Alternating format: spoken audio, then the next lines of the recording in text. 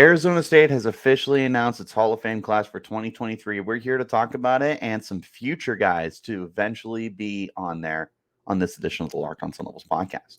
You are Locked On Sun Devils, your daily podcast on the Arizona State Sun Devils, part of the Locked On Podcast Network, your team every day.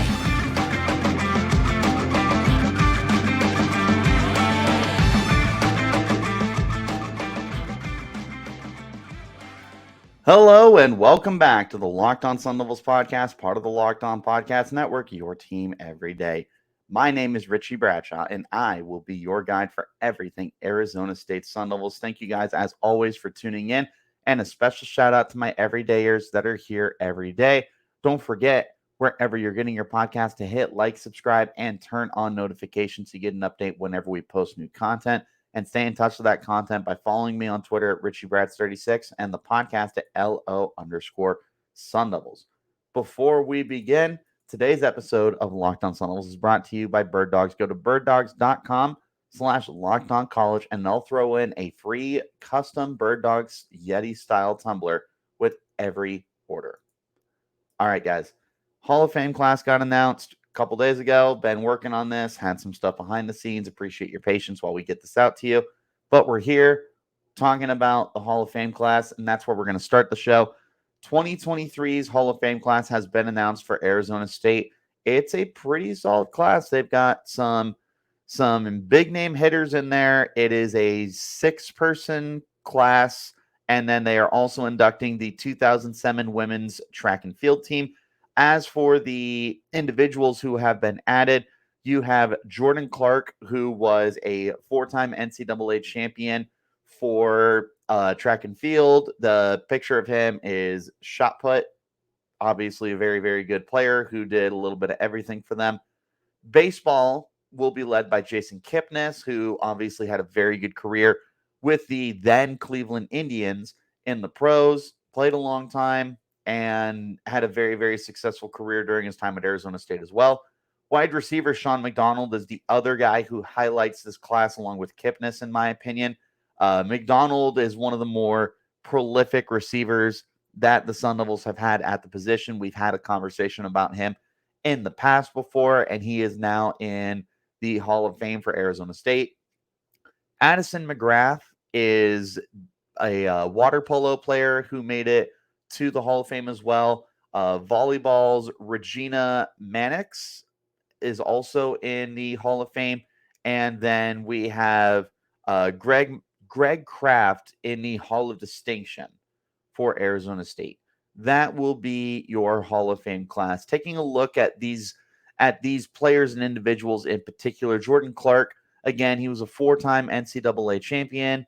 5 conference titles and earned All-American honors 8 different times, including notching first team honors 6 different times. I am taking a look, by the way, at the official article from sundevils.com if you guys want to check it out for yourself.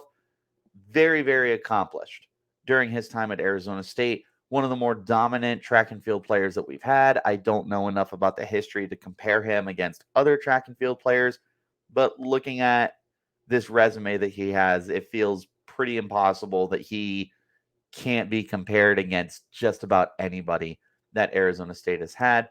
Very, very successful and lots of gold medals to go along as well. 11 gold medals across 3 years of professional competitions and had 5 of the top 15 marks in the world between 2013 and 2014 indoor season and his final outdoor season in 2016. Jason Kipnis, he only played at Arizona State for 2 years, but in those 2 years, he managed to hit for nearly 400 on his batting average with 378 in those 2 years. He was the Pac-10 Newcomer of the Year in 2008 and the Pac-10 Player of the Year in 2009. He hit 30 home runs in his 2 seasons with a fielding percentage of .996. He stole 51 bases, which is just absurd. A career 688 slugging percentage. Dude did a little bit of everything. Unanimous first-team All-American in 2009, and he was an All-Pac-12 first-team honor in both years that he played at Arizona State. Very, very accomplished. Went on to the pros and had some good success as well with the Indians. He was on their World Series team when they took on the Cubs and lost in Game 7, but he was there, and he was a very, very important player for everything that they were trying to accomplish. So shout out to those two so far on the list for making it. Next up is Greg Kraft. He was the track and field head coach from 1996 to 2019, Hall of Fame, or excuse me, Hall of Distinction. So I'll be talking a little bit about the requirements to get to ASU's Hall of Fame. There's all sorts of different stuff that they look for, but the biggest thing is that you need to be 10 years removed. And obviously, being 2019, he isn't eligible for the Hall of Fame, so he's in the Hall of Distinction. Obviously, this is a guy who will be in the team's Hall of Fame, in the university's Hall of Fame, I should say, when he does finally get the chance. But he is a 4-time USTF CCCA Coach of the Year and 3-time Pac-12 Coach of the Year. Led ASU to 4 NCAA titles between 2007 and 2008 indoor and outdoor seasons in his 23-year career. Obviously, a very, very long tenured Arizona State Sun Devil. And even for a sport that doesn't get talked about, you've got to put Greg Kraft in there as one of the most important and influential athletic sports figures and coaches, certainly, to ever grace Arizona State University. Shaun McDonald, who I have spoken about on this show before. McDonald is a former wide receiver for the team. He played 3 seasons and ended up being one of the best receivers that this program has ever had. He actually has the school record for single season receptions and receiving yards with 87. Thought I was going to sneeze. Excuse me. 87 catches for 1,405 yards and 13 touchdowns. Those 13 touchdowns are the second most in a single season for Arizona State. Averaged over 18 yards per reception on his 156 career catches, 24 touchdowns in 2001. He had 23.5 yards per reception on 47 catches. He was a finalist for the Biletnikoff Award. He was a first-team All-Pac-10 selection in 2001 and 2002, and a third-team All-American selection, or excuse me, third-team Associated Press and Sporting News All-American in 2002. Very, very good Sun Devil during his time. I don't have anything. Yes, I do. Okay. Addison McGrath, the water polo specialist for the team, is currently the career goal holder for the team with 237 goals, 348 points, and is the only Sun Devil to surpass the 300-point mark and holds the single season record with the most points recorded with 123 set in 2008. Very dominant water polo player for Arizona State. She played for the program from 2006 to 2009. And then we have Regina Stahl Mannix, who played for the volleyball team from 1984 to 1987. During that time, she has become the all-time career assist leader with 5,180 assists and 178 aces. She was the AVCA second-team All-American in 1986 and just one of 7 in program history to have an All-American nod. In her final 2 seasons, she was a member of the All-Region squad as well. Very, very, very good player. And then finally, the last induction that was on there was the women's track and field team in 2007.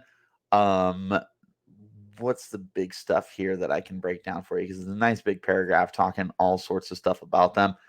They were able to accumulate 60 points to beat out the runner-up LSU by 53 points at the 2007 NCAA Outdoor Track and Field Championships at the Alex G. Spanos Athletic Complex on the Sacramento State campus. On the day, 6 women earned All-American accolades, with Jessica Presley capturing the shot put competition to put the team over the top in the points race. That is your class for Arizona State's 2023 Hall of Fame class. Definitely some big hitters in there. Definitely some of the all-time greats for the university across any athletic sport. I would be pretty pretty put upon to come up with anyone who was more deserving than the people who got in for this year's class. But next up, we are going to be talking about some future nominees who will be going up on the class. Be warned, I really have a small list. My knowledge of anything outside of the main three sports is very limited for Arizona State. I did some due diligence to look as best I could, but we're going to be going over those people in just a moment here. Before we get that far, though, I do want to talk to you guys about Birddogs. Guys, Birddogs are perfect. They're comfy, they look good, they feel good, they're stretchy, they're convenient. You can wear them wherever you want. Birddogs stretch khaki shorts are designed to fit slimmer through the thigh and leg, giving you a truly sculpted look, even for someone like me who doesn't work out. Birddogs make me look good, and I feel good too.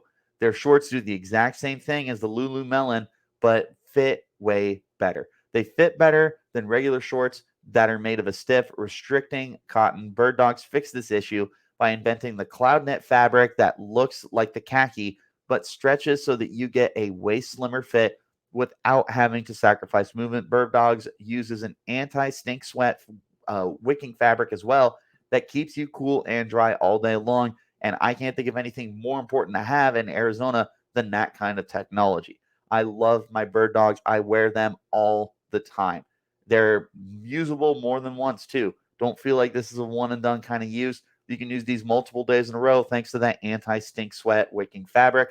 Guys, they're amazing. I promise you. They're so awesome. They're so comfortable. And they're so unique compared to everything else I wear. And the best part is if you go to birddogs.com/lockedoncollege, there will be a free Yeti-style tumbler with your order. So go to birddogs.com/lockedoncollege and get that free Yeti-style tumbler with your order. You won't want to take your Birddogs off, we promise you. Thank you guys, as always, for tuning in to Locked On Sun Devils, wherever you're getting your podcast. Hit like, subscribe, and turn on notifications to get an update whenever we post new content. Back into our conversation, looking at some of the guys in the future. I only picked out 4 names. I have 2 guys who are absolute slam dunks, 2 guys that I feel you could make a very interesting argument for, and then I'm going to leave it up to you guys to throw out any other players as well. One of these guys that I want to start with, I am surprised is not in the Hall of Fame yet, but this is also very much territory I'm not overly familiar with, but we'll start with the guy who needs to get into the Hall of Fame like as soon as possible, and that's Dustin Pedroia. Pedroia was a baseball player. That's what they're called. Was a baseball player for Arizona State from 2002 to 2004, and in that time frame, he was just an absolute hitting machine for the team. He was hitting nearly 400 for his career and had 2 seasons which he was over 400 in his batting average, 2 seasons where his OPS was over 1,000, 1 season where he was nearly at 1,200, which was his final year in 2004. He had a OPS of 1,160. He had a batting average of 409, which was his career best. His thing is he just wasn't a big home run guy, only had 13 home runs in 3 seasons. But again, he was a hitting machine. The dude just knew how to get on base. And then goes on to have a wild baseball career where he played at Augusta and Sarasota, Scottsdale, Portland, Pawtucket, and then eventually made it to Boston, where he would carve out quite a good career with the Red Sox, won a World Series or 2. I don't have it in front of me because I'm only looking at his ASU stuff, but very, very good career, both in the pros, but especially in college. It's crazy to me he's not in the Hall of Fame, but again, I'm just not 100% sure who's been on the ballot and waiting to get on the ballot. I don't know where to find the ballot. If anyone does know, please let me know so I can take a look. But he's absolutely eligible. This is a guy who needs to get on sooner rather than later for the team. And then the other player who will officially be eligible like for next year's class, and I think should not have to wait very long to get on, is Will Sutton. Will Sutton was a defensive tackle for Arizona State who had one of the most dominant seasons that a defender or really any football player has ever seen for the program. In 2012, He recorded 63 tackles. Again, this is a defensive tackle, by the way. 63 tackles, 41 of which were solo tackles, 23 and a half tackles for loss, 13 sacks. Dominant from an interior defensive line position. Obviously was an All-American for the team. He led Arizona State in sacks. He was Pac-12 Defensive Player of the Year. He was Pac-12 first team All-Conference. Dominant. Instead of declaring for a very weak 2013 class, although at the time it was perceived as a very strong defensive tackle class. You had Star Latulele, came on short, Sharif Floyd. There was a lot of defensive tackles in that class that people really liked and fancied. Sheldon Richardson, and I think that pushed Will Sutton to not declare for that draft because he ends up coming back to Arizona State for his senior year in 2013, where his numbers weren't as strong, but he was still a very good player. 48 tackles, 29 solo, 13 and a half tackles for loss, 4 sacks. Again, definitely quite a decrease in the production, but still just absolutely dominant. Former 3-star player. It's not like this was a 5-star kid who came in and just lived up to expectations. He exceeded every expectation that was placed on him and became one of the best defensive players for the Sun Devils during the 2010s. Very memorable guy and somebody who I think doesn't get enough love in, the test of time. It's been 10 years, and I feel like I don't hear enough people talk about Will Sutton. Maybe it's because I am just such a Will Sutton fanboy. I think he is just so good, like so dominant, everything that he did for the program, that I think he needs to be talked about more as one of like the greatest ever. But I don't know. What do you guys think? Let me know. Thank you guys again for tuning in. Wherever you're getting your podcast, hit like, subscribe, turn on those notifications so you get an update wherever we post new content. Let's go ahead and wrap up this edition of the pod. 2 more players I want to talk about. One of them very, very, very recent, so we won't see him for quite a long time, and that is Spencer Torkelson, the former number 1 overall pick in the Major League Baseball draft, and somebody who just made a living off of absolutely crushing everything that was sent his way. We had torque bombs when he was playing at Arizona State. Finished his career batting. I was just looking at it. I thought I have a slugging percentage. Where's his batting percentage? There it is. Finished his career batting 337, slugging percentage of 729, and just an absolute home run machine. 54 home runs in 3 seasons. Keep in mind, he only had 6 home runs in his final season at Arizona State, where he only played in 17 games.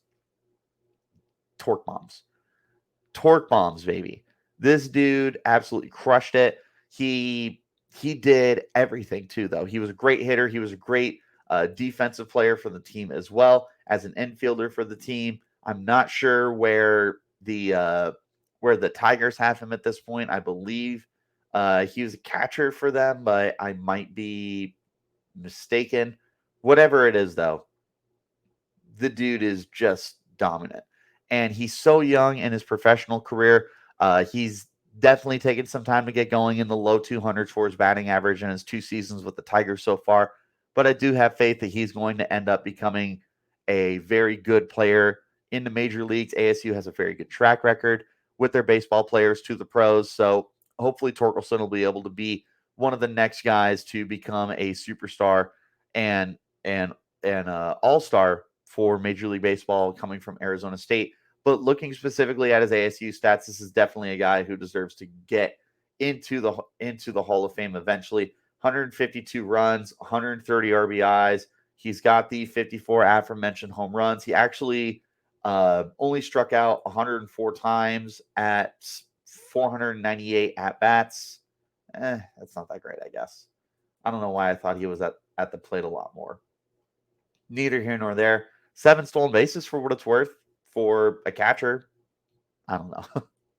Final guy I want to talk about. This one I feel like is going to be very divisive, and this is where I want to kind of throw it at you guys to say, what do you think about this player? I know some people love him. I know some people hate him.